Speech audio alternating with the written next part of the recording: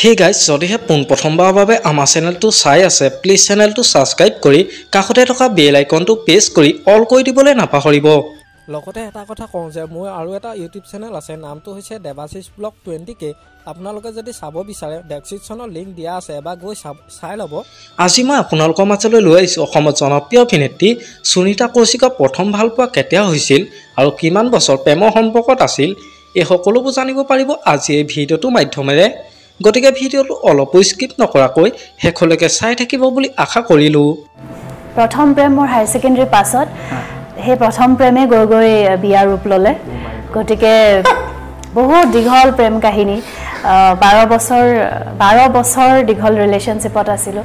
12 বছৰৰ পাছত মই বিয়া হৈছোঁ।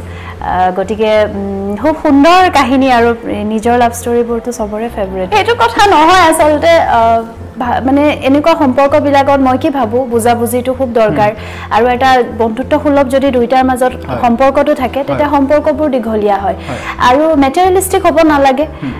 আজিকালি দেখা যায় বহুত ক্ষেত্ৰত ল'ৰা ছোৱালীবোৰ মেটেৰিয়েলিষ্টিক হৈ গৈছে।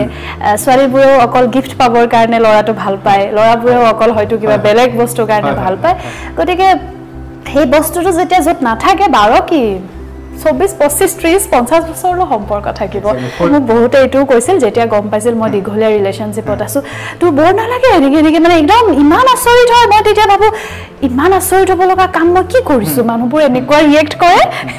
মইতো নিজে একো নাভাবোঁ। তেতিয়া মই কি উত্তৰ দিওঁ জানেনে নাই? মই কওঁ মোৰ নালাগে বৰ। কিয় বৰ নালাগে?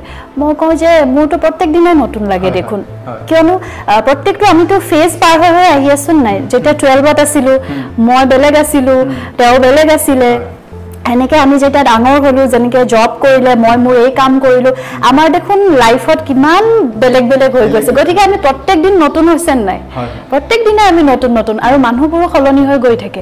খালি সলনিটোক পজিটিভ ৰূপে ল'ব পাৰিব লাগে। যিখিনি সলনি হয় মানুহৰ জীৱনত সেইটো যদি পজিটিভলি আমি ল'ব পাৰোঁ, সকলো সম্পৰ্কই ধুনীয়াকৈ থাকে।